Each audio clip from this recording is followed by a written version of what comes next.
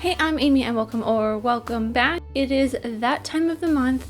Can't believe it's already the end of November and there's only literally 31 days left in the year.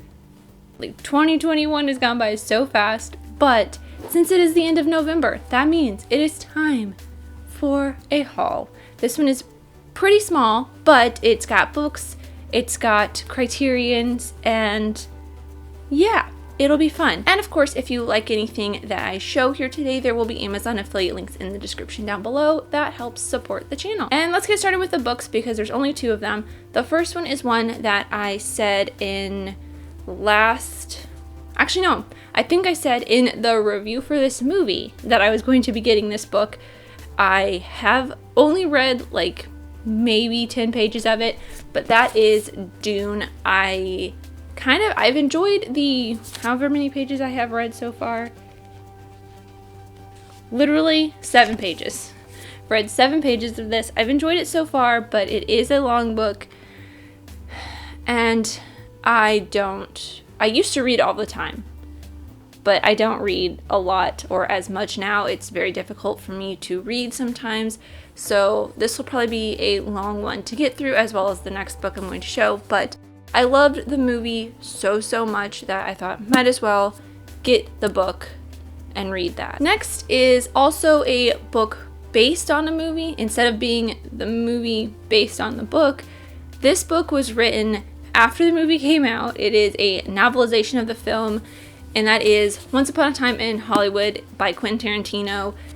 I know it's kind of stupid. I love the movie. It's one of the very few Quentin Tarantino movies that I actually like, with basically Kill Bill, both Kill Bill movies and this. And I kind of enjoyed Reservoir Dogs, but it's not like my favorite. And honestly, I'm going to say I think Pulp Fiction is overrated. But anyways, I really love this movie, so I thought might as well get the book. And apparently there's stuff in here that wasn't in the movie, and I'm going to be interested in seeing how Quentin Tarantino writes a book, because one of the things that I dislike about his films so much is the writing. I think it does ramble on a lot at times, so I'm interested to see if that's what happens in this. But I did watch True Romance the other day, and he wrote that, he did not direct it, and it wasn't as rambly as any of his other films, so maybe it's the way he directs and writes that I have an issue with. So we will see how I feel about this. It does seem like it's going to be maybe a little bit easier to get through. The writing in this is a little bit bigger than the writing. Well, I guess they're comparatively about the same size. I don't know. We'll see how I get through both of them, but we'll see. We'll see. I'll keep saying that. Also, it's got, I'm going to say Marilyn Manson, but it's not Marilyn Manson. Charles Manson. It's about the Manson murders, and if you know me, you know I love true crime and cult stuff, and the Manson family is both of those things wrapped into one. And this is basically just if you have not seen Once Upon a Time in Hollywood, spoilers, it's a rewrite of history of the Manson murders of Sharon Tate. So interested to see what this is. Plus, I think we get a little bit more backstory into Brad Pitt's character, who was probably my favorite character in this movie. It was really his movie and not Leonardo DiCaprio's movie, like the trailers made it seem. Now on to some Blu-rays. The first DVD I'm going to show you, I will link a similar item from Amazon in the description down below, because this is a Target exclusive item. It is the Suicide Squad, James Gunn Suicide Squad, not the first Suicide Squad. But this one's really cool because it doesn't have a thing like you get it out through the top, but I really like this case. It's a nice, the only thing it bends right here, it's like a nice cardstock, but it is cardboard, so it does bend easy. It's not as stiff cardboard as you would want, but it comes with a bunch of these lithograph kind of things. The basic Blu-ray Nothing special there. Lithograph cards they all are a little different for each character. I'm not going to go through all of them, but they're all pretty cool. They all have the character on the front with something that resembles them a little bit, and then on the back, a rendering of them with their name in it. And I think they're super cool. This was literally, it was this or the 4K version. The 4K version was basically this with the 4K band and the black case. So I saw this, it was the last one. They didn't have the regular Blu-ray, DVD, digital copy combo that I normally get in stock when I was at Target that day. So I thought, might as well get the Target edition one because it was only, I think, $3 more. And a lot of the times the Target editions are really, really cool. The Coco and Thor Ragnarok ones I have from a couple years ago are probably my favorite because they have this really nice case. It's like a trifold case almost that has the Blu-ray and DVD on one side and then a really nice graphic in the middle and a really cool booklet on the other side that's usually art or behind the scenes. I think the Thor Ragnarok one is an essay and behind the scenes notes and commentary from Taika Waititi, which is really cool. The Coco one is a lot of art from the animators. And the next 3 Blu-rays are from the Criterion collection. They are Criterion movies. That's what I meant to say.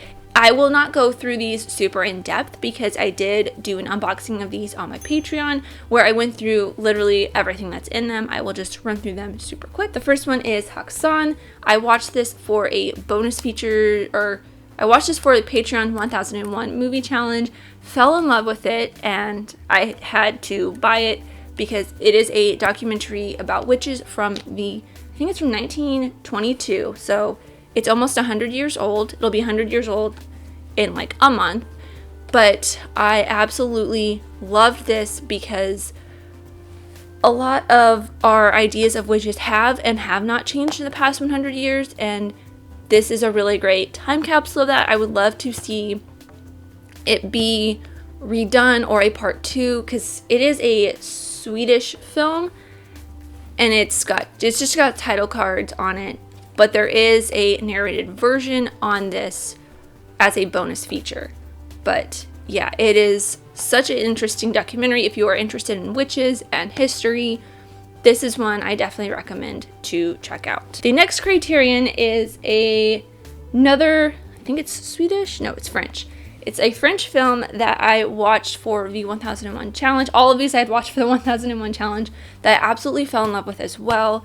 It is A Man Escaped. It is basically Shawshank Redemption before Shawshank Redemption, before Stephen King even wrote the book, before the film was even made. I think this is from 1956. So I kind of wonder if Stephen King had watched this.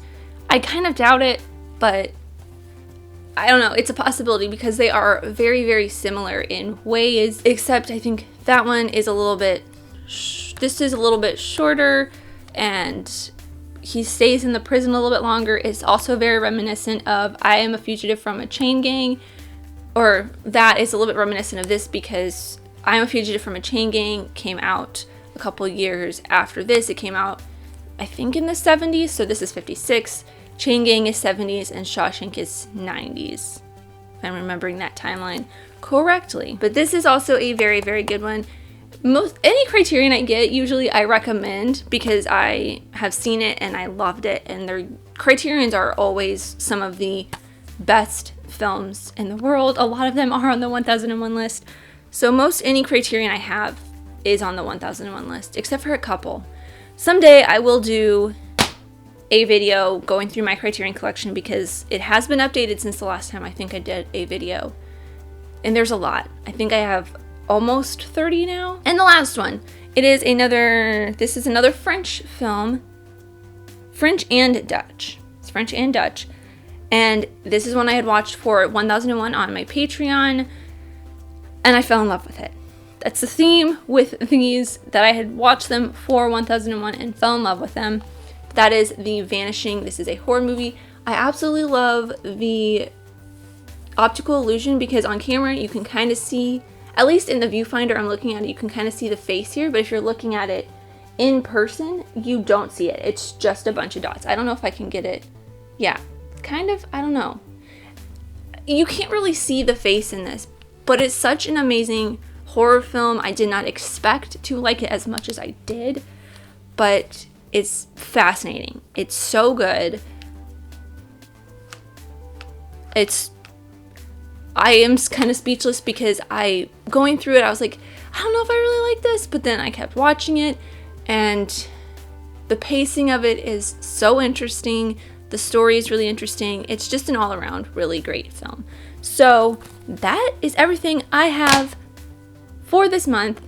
As always, let me know what you guys got this month in the comments down below. But thank you guys so much for watching. I really truly do appreciate you, whoever you are. Let me know here in the comments down below, and let's be friends. If you enjoyed this, leave a like and subscribe if you're new, because I love talking things, movies, TV shows, filmmaking, film history, all the fun stuff, and I'll see you next time. Bye.